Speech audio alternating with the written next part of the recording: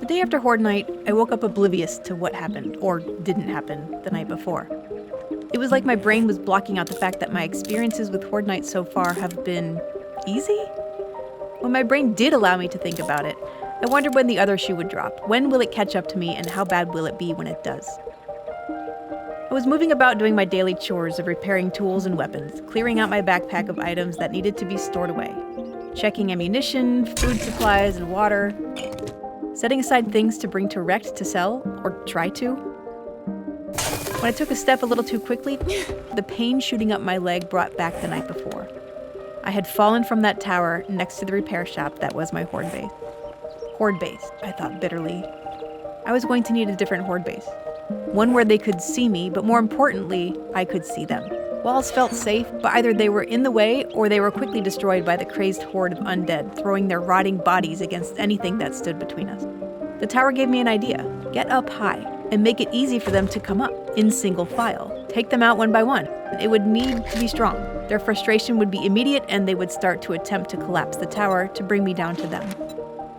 Concrete. I was going to need a lot of concrete for this. I used to know how to make concrete, or cement mix at the least, but I would have to make a cement mixer for that. Maybe the workstation had a way to concoct something to strengthen the structure. Rebar, maybe? I wasn't sure how to go about making that, but I'd need to keep it in mind. Heading out the door to go to Rect's compound, my mind was thinking about concrete and not about my broken leg. When I broke into a trot, as I usually do, I felt pain. Immediately I looked down and behind me. Was there barbed wire there? Did I walk through something? I turned the corner and started paying attention to where I was putting my feet. The cast, of course.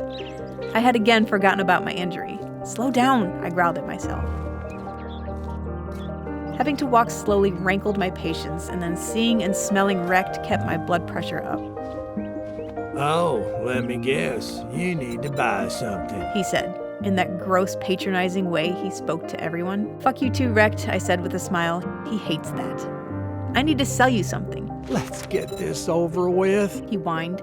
I put a small stack of old cash and some crappy armor up on the countertop. He actually gave me a half-decent amount for both. Before I put the money away, I looked through his food stores, but I remembered how proud I was of how much food I had back at the base. I had a lot of canned food that would last while I worked on the perishable food. While looking at a repair kit, I saw that he had some concrete mix. Before getting too excited, I reminded myself that I wouldn't even know what to do with it. I needed to do some research first, so I looked at his bookshelf to see if there were any guides for cement or concrete. There was a book called Shotgun Weekly, and I wondered how much there was to know about shotguns that you needed to read about them on a weekly basis. Continuing to peruse his shelves, I stopped at the medical section. He had antibiotics. I was tempted to buy all of them. They're so hard to find, and for Rect to have 2 pills was very rare. But I only purchased one, just in case, I told myself. I had been pretty careful, and on the rare occasion I did get bit, I always carried honey with me, and that usually knocked it out before I even developed a fever. A sale is a sale, he crowed when I put my dukes on the counter. I ignored him until he added, even if it is to a scumbag like you. I bit my tongue and smiled even more sweetly while I asked if he had any jobs. Maybe something up north. I had wanted to go up that way to see what other establishments might be up there. He said there was talk of some buried supplies, but it was the furthest away from all of the available jobs. When he marked it on my map, it was actually only about 1/3 of a mile away. Even so, my busted leg made me remember that walking needed to be slow. But I had a bike, so that would help. Some.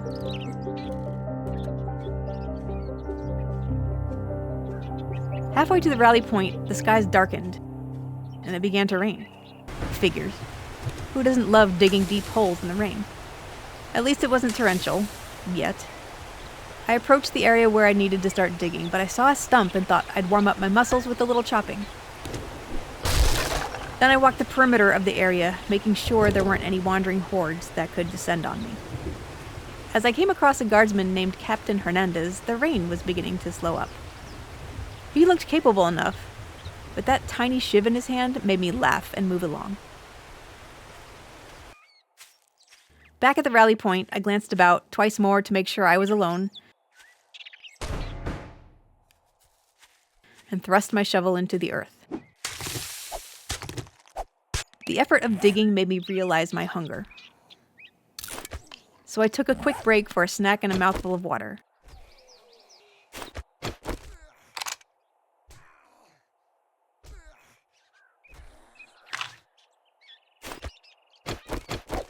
Turning back to my task, emptied my mind of thoughts and just focused on the sound of the shovel moving the dirt. So much dirt.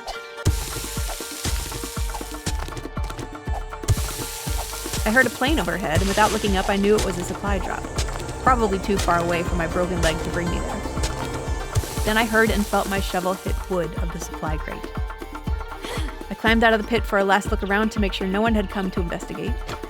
Still alone, I hobbled back down into the hole and loaded my rifle. You can't be too sure. The airdropped supply crates had alarms sometimes. Why wouldn't buried caches?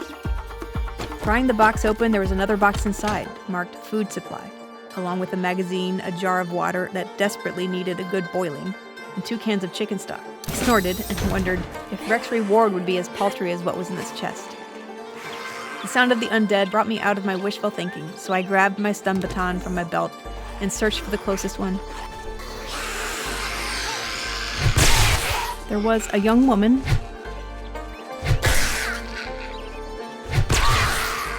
a stripper, and a crawler, easily dispatched.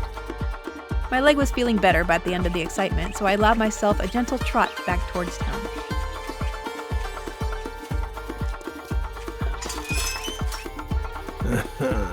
You think you're pretty smart now, don't you?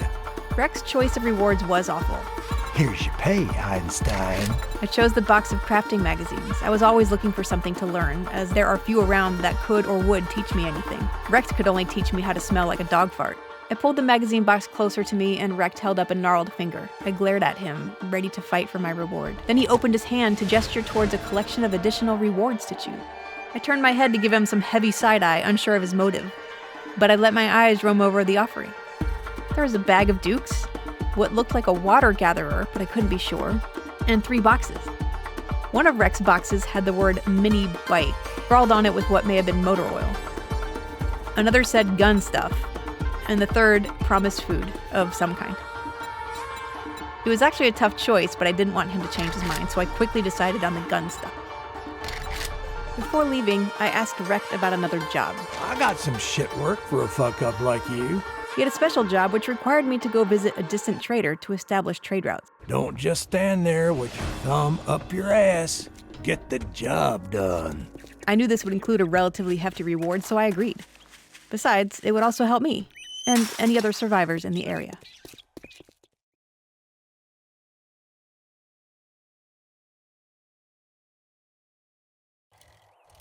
I began the trek and quickly started noticing an unhealthy haze over the landscape. Up ahead I saw trees that were either dead or dying, and I knew I was approaching a burnt forest. I hunkered down in my armor and pulled my bandana up over my nose and mouth. The ashy dust here was awful. Nearing the rally point, I saw an establishment that was a pharmacy, a hardware store, and a shamway. If there was also a shotgun messiah, I'd move in. As I was checking the exterior of the building, a growl alerted me that there were incoming. I turned and saw a zombie running towards me, his feral eyes glowing. I needed to take him out. He was fairly easy to dispatch, but as he fell, his body seemed to disintegrate and exude a pile of cobblestone and shotgun shells.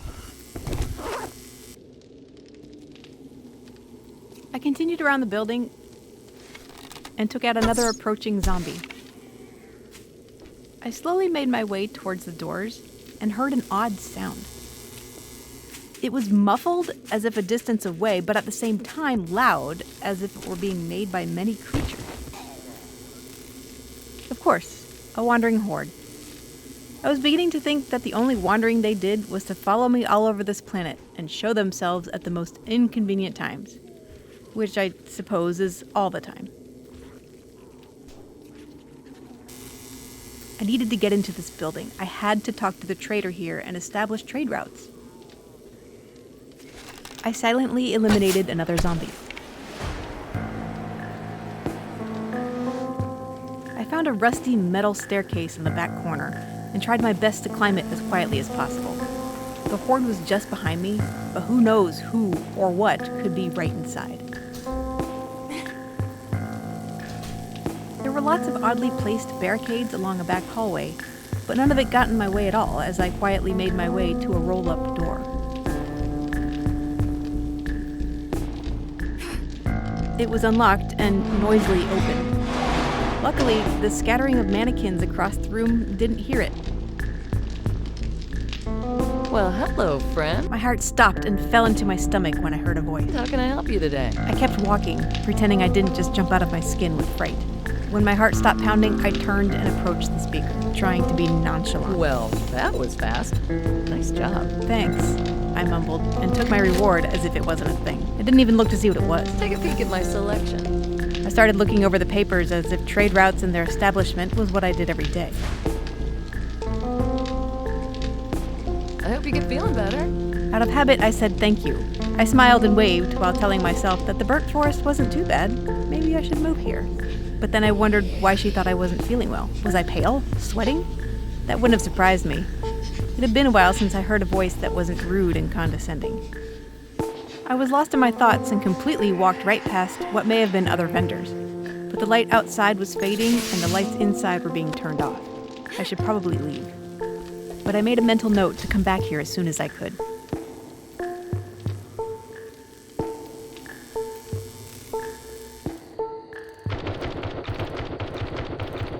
As I came back in town, I heard gunshots, but my brain was still considering the thought of moving to the burnt forest, Horde Night coming up, and the smoke signal from a supply drop up ahead.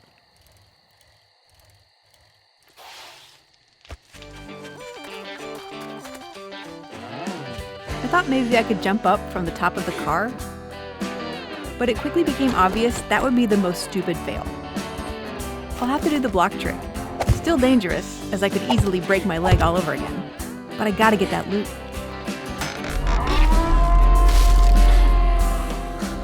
I laughed, in alarm. Why was this a thing? Whose idea was it? I decided to just run. Most times there either weren't that many zombies, or they were far enough away that they'd just forget why they were there and go back to their mindless, random shuffling.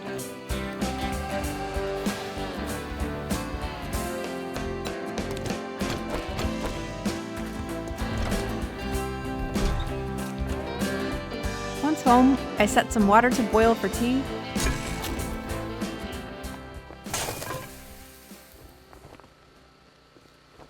and then started dumping the loot out of my backpack.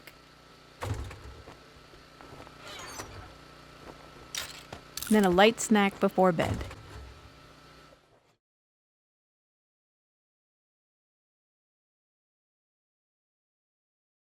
I was awoken by the sound of a pig? I pushed the door shut with my foot to keep it from seeing me. Sometimes these boars would attack for no reason, but how did it get in here? I didn't want to kill it, but how would I have gotten it out otherwise?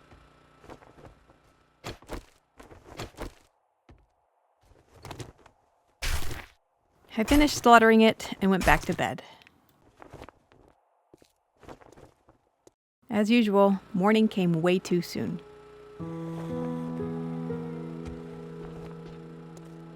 I set my forge to smelt down some iron,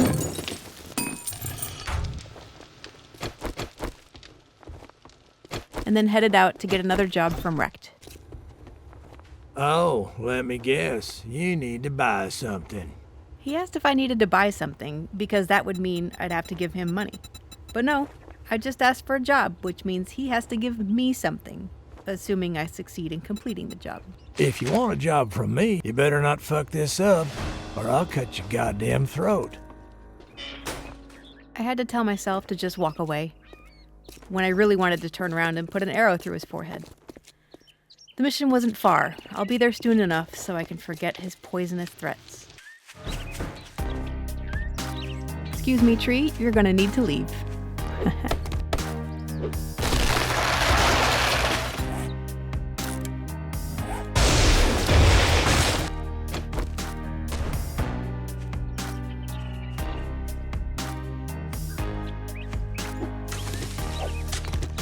An hour into digging, I had to repair my shovel. The next shovel full of dirt was the last.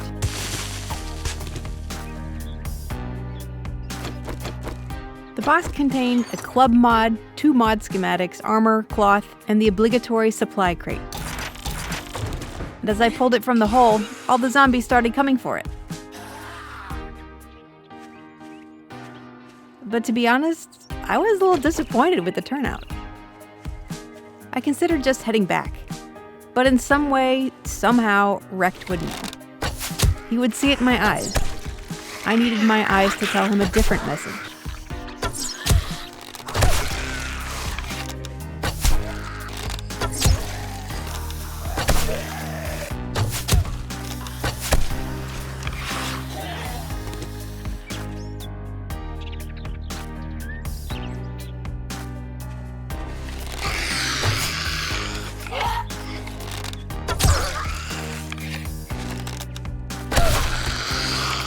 That was enough, right? Sure, there might be a zombie or two that I didn't kill. They were there before. They weren't here for the supply crate, just passers-by. I tried on the armor even though it was the same kind I had been wearing, but it fit me better and felt safer. I also planned on testing out that club mod, but right now I wanted to go collect my reward from Recht.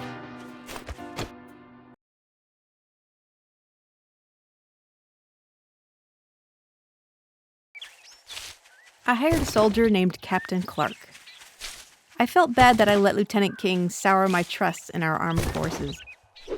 So even though every soldier I came across after Lieutenant King was basically worthless, I gave Clark a try. At least he had a gun. Hearing his footsteps behind me unnerved me. One side of my brain knew it was him, but the other side was paranoid. I asked if he would walk in front of me, but he would always run off towards something he felt he needed to shoot. It really slowed me down and made me even more nervous, and he lacked basic gun etiquette. Pointing his gun wherever he was looking. Always leaving his finger on the trigger. That sort of thing. I equipped my club with the intention to help, but that was the first time I had ever seen him kill a zombie himself, and apparently a snake.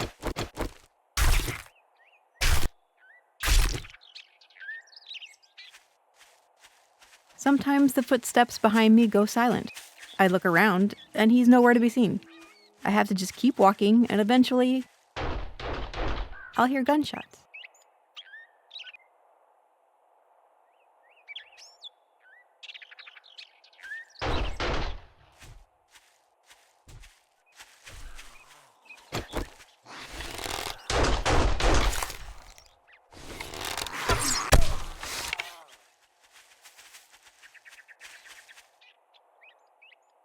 I saw a POI that I wanted to check out. Sure enough, he managed to derail that idea. He'll aggro a zombie, and then he'll run back towards me, trailing it with him. When it's a puker, it's even more exciting and extremely aggravating.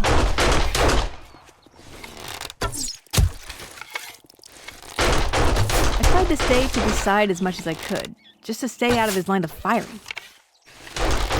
Sometimes it worked, most times it didn't. He was a loose cannon.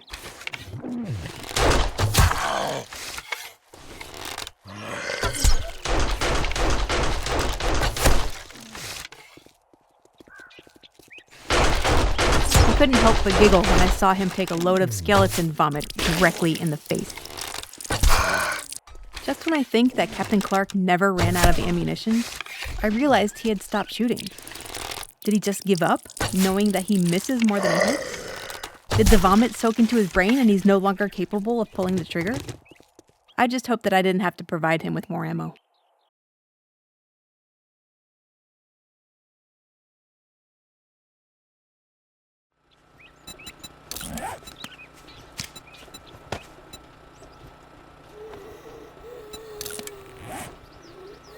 There was that sound again. You'd think I'd be used to this.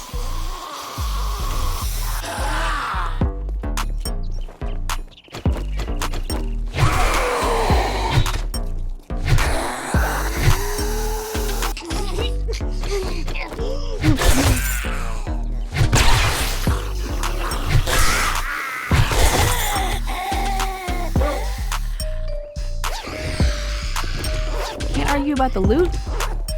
Oh, then there's that guy.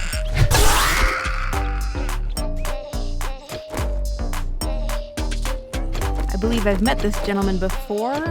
His name is Hell's Janitor.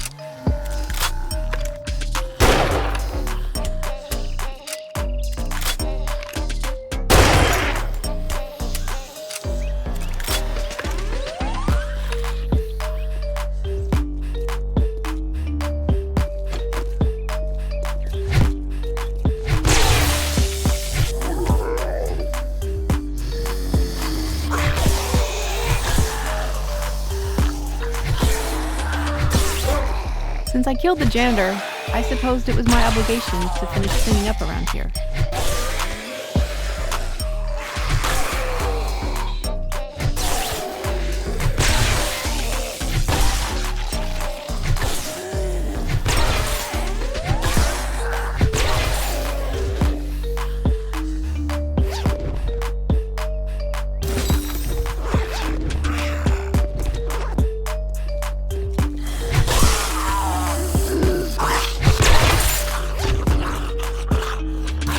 After the street was clean, I decided to go inside and read a book I found about fortifying structures. I'll need a beer to go with that. Cheers.